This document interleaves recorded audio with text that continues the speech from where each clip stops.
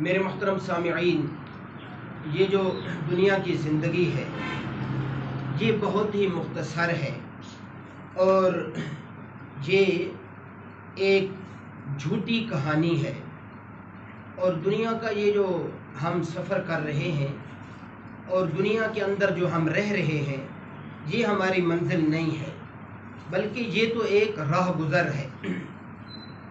ہم یہاں سے گزر کے اپنی اصل منزل کی طرف جا رہے ہیں۔ اس لیے ہمیں چاہیے کہ ہم اپنے اعمال نامے کو بالکل صاف ستھرا بنا لیں، بالکل صاف ستھرا، اس میں کسی کا حق نہ ہو اور کسی طرح کا کوئی ظاہری یا خفیہ اللہ کی نافرمانی نہ ہو۔ اور اس بات کی فکر ہو کہ میرے اندر اللہ کی کتنی نافرمانیاں ہیں، اس بات کی فکر ہونی چاہیے کہ میں مرنے سے پہلے تک اسے بالکل صاف کر دوں، جو بھی ہے، چاہے وہ نافرمانی مجھے کتنی محبوب کیوں نہیں ہے، اللہ اس پر بے شک میری زندگی کا دار و مدار ہی کیوں نہیں ہے، اسے ختم کرنا ہوگا، بالکل مٹانا ہوگا میرے بھائی۔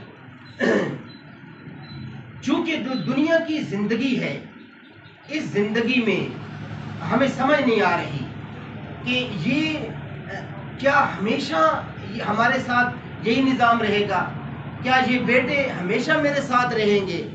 کیا یہ اہل خانہ ہمیشہ میرے ساتھ رہیں گے؟ کیا یہ گاڑیاں یہ ہمیشہ میرے ساتھ رہیں گی؟ کیا یہ زمینیں ہمیشہ میرے ساتھ رہیں گی؟ کیا یہ کاروبار اور یہ میرے شہرت، عزت، دولتیں اور یہ گھر بار، یہ فصلات، یہ ساری چیزیں کیا ہمیشہ میرے ساتھ رہیں گی؟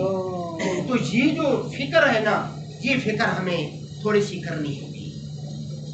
اس لیے جو اعمال نامہ ہے اس کی ہمیں فکر کرنی ہوگی، اس کی ہمیں بہت زیادہ فکر کرنی ہوگی کہ ہمارا اعمال نامہ جو ہے وہ ہمیں دائیں ہاتھ میں مل جائے۔ ہاں، ہمارا اعمال نامہ ہمیں دائیں ہاتھ میں مل جائے۔ اس لیے حضرات صحابہ کرام رضوان اللہ علیہ مجمعین اس بات کے اوپر اتنی محنت کرتے تھے، اتنی محنت کرتے تھے کہ اگر ان سے کوئی غلطی سے بھی گناہ ہو جاتا تھا تو وہ اس کے اوپر شرمندہ ہوتے، روتے اپنے طور پر، اور پھر آپ صلی اللہ علیہ وسلم کی خدمت میں جا کے عرض کرتے، یا رسول اللہ صلی اللہ علیہ وسلم، مجھ سے یہ گناہ ہو گیا ہے، اس کی تلافی کیسے ہوگی؟ یہ معاف کیسے ہوگا؟ اس کی توبہ کیسے قبول ہوگی؟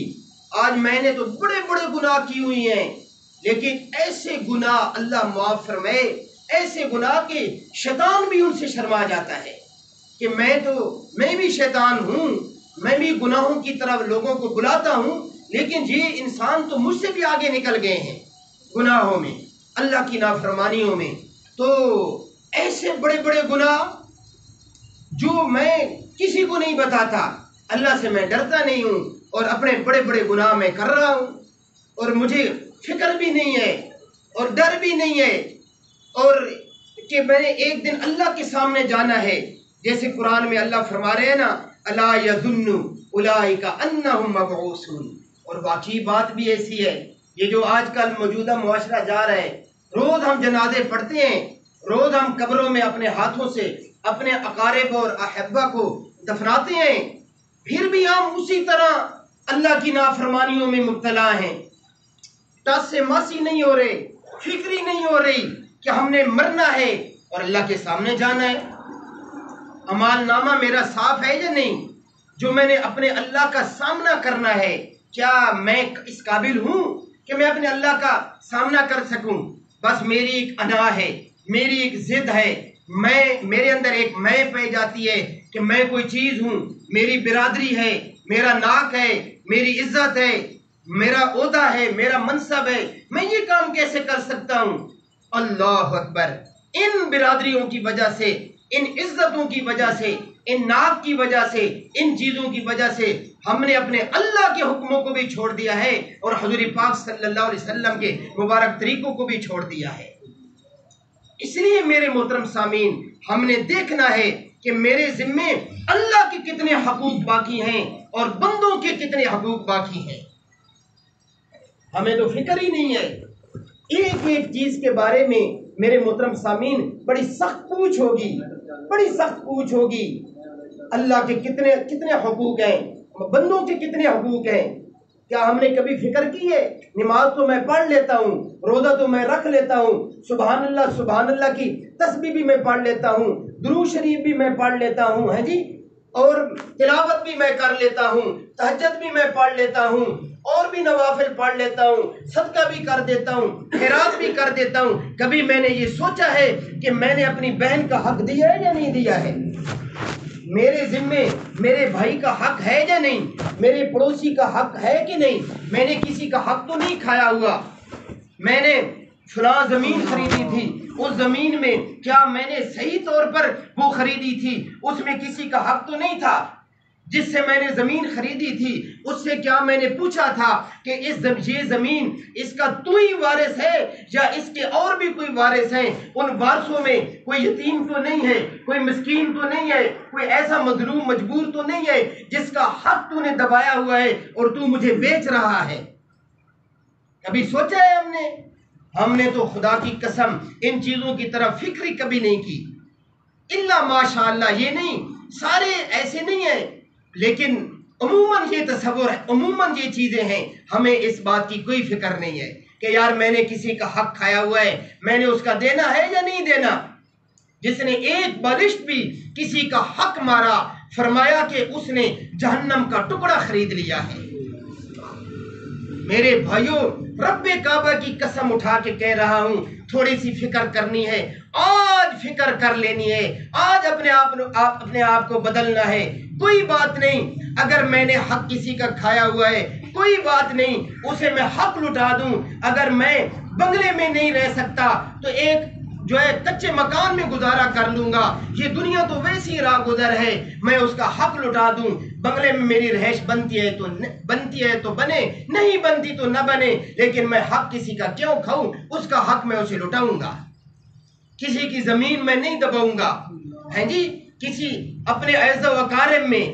آج کل تو ہمارے اندر یہ چیزیں ہے ہی نہیں، بیٹیوں کے حق ہم نہیں دے رہے، بس ہم بیٹوں کی فکر کر رہے ہیں، بیٹوں کی جائیدادیں بنا رہے ہیں، بنائے جا رہے ہیں۔ اس میں ہماری بیٹیاں بھی ہیں، اس میں ہماری بہنیں بھی ہیں بھائیوں، لیکن کوئی فکر نہیں خدا کی قسم۔ کبھی سوچا ہے کہ ان کا بھی اللہ نے سورۃ النساء اٹھائیں، 4 پارہ ہے، اس میں اللہ نے سارے رشتہ داروں کے الگ الگ سے حصے بتا دی، اللہ نے خود بتا دیے بھائیوں، خود اللہ نے بتائے ہیں کہ تمہاری بہن کا اتنا حصہ ہے، تمہارے بھائی کا اتنا حصہ ہے، تمہارے فلاں رشتہ دار کا اتنا حصہ ہے، اتنا حق ہے، تمہیں دینا ہوگا۔ پھر ہم نہ بہنوں کا حق دیتے ہیں، نہ بیٹیوں کا حق دیتے ہیں، نہ رشتہ داروں کا حق دیتے ہیں، اور پھر ہم حج پر روانہ ہو جاتے ہیں، پھر ہم عمرے پر روانہ ہو جاتے ہیں، اور لوگ پھر ہمیں حاجی کہتے ہیں، اور بڑے خوشی سے ہم کہتے ہیں کہ ہم نے تو ماشاءاللہ حج کیا ہے، ہم نے عمرہ کیا ہے، بڑے نیکی کے کام کیے ہیں۔ یہ پتہ نہیں ہے کہ میں بہن کے حق کے اوپر سانپ بن کے بیٹھا ہوا ہوں، یہ بہن کا حق مجھے ڈسے گا۔ میں میرے بھائیوں تھوڑی سی فکر کرنی ہے، میں نے سوچنا ہے کہ میرے اندر کتنی خامیاں ہیں، میں نے کس کس کا حق دینا ہے۔ میری زبان پر ایک غیبت کا جو گناہ ہے، ہم غیبت تو ہر وقت کر رہے ہیں۔ غیبت میرے بھائیوں یہ بھی ایک حق میں آتا ہے، کتنے لوگوں کا ہم حق مارتے ہیں۔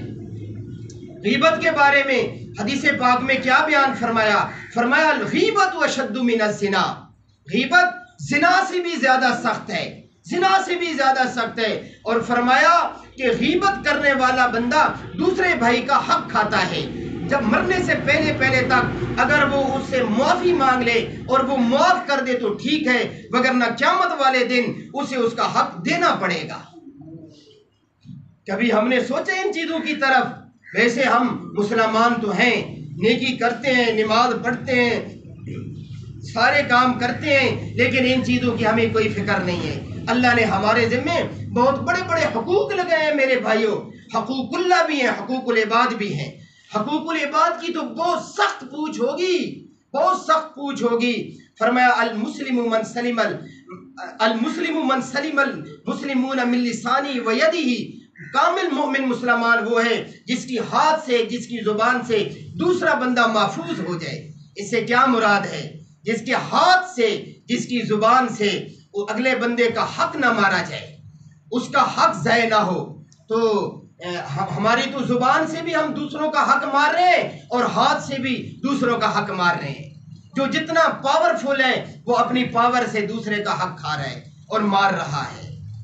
تو میرے محترم سامعین، فکر کرنی ہوگی، اپنے آپ کو بدلنا ہوگا کہ ہمارے ذمے کس کس کے حق ہیں، ہمیں وہ لٹانے پڑیں گے۔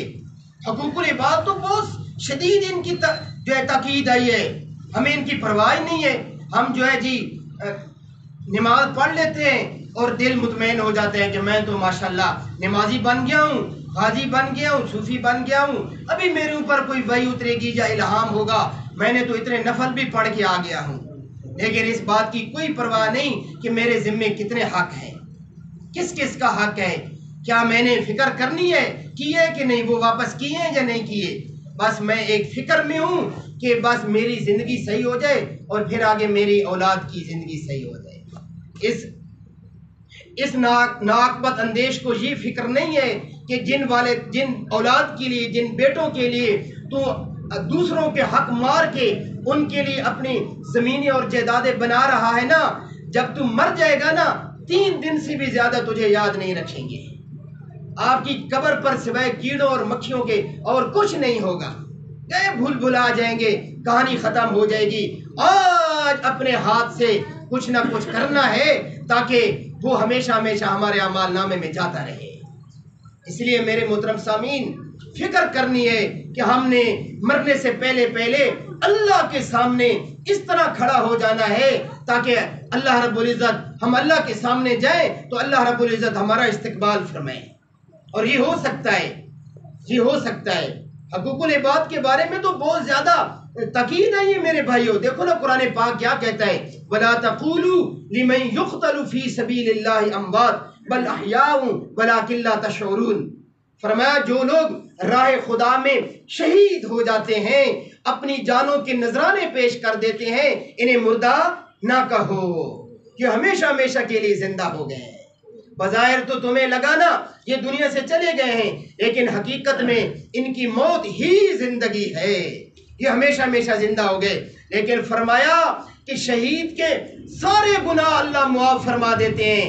جب راہ خدا میں شہید کی جان سے، جسم سے پہلا خون کا قطرہ نکلتا ہے، اللہ رب العزت اس کے سارے صغیرہ کبیرہ گناہ معاف فرما دیتے ہیں۔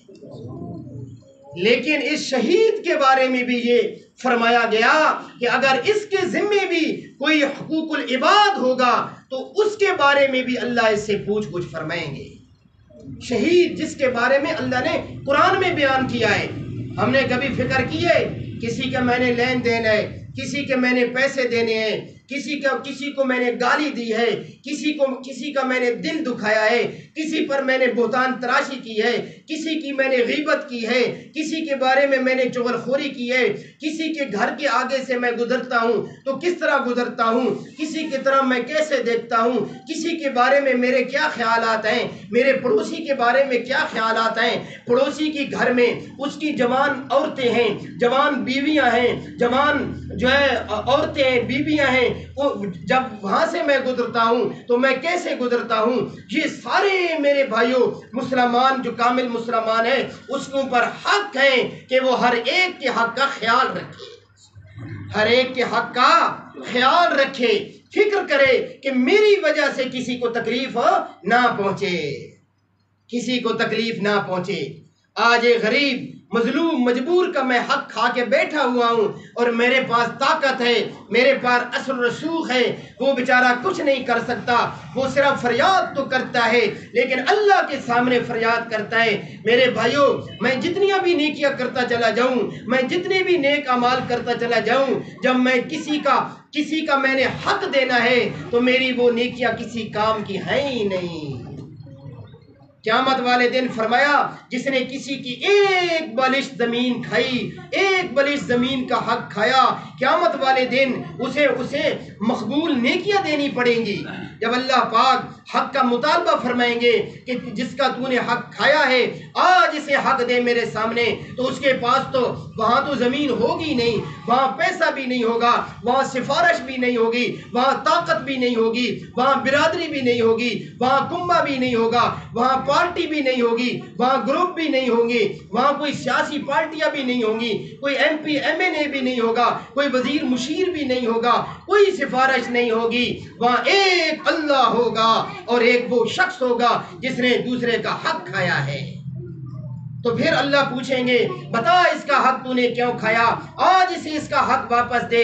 تو حدیث پاک میں آتا ہے اس کے پاس تو ہوگا ہی نہیں، تو پھر اللہ فرمائیں گے پھر تیرے نامہ اعمال کو دیکھتے ہیں، اس میں جو نیکی تیری مقبول ہوگی وہ مقبول نیکی اسے دینی پڑے گی۔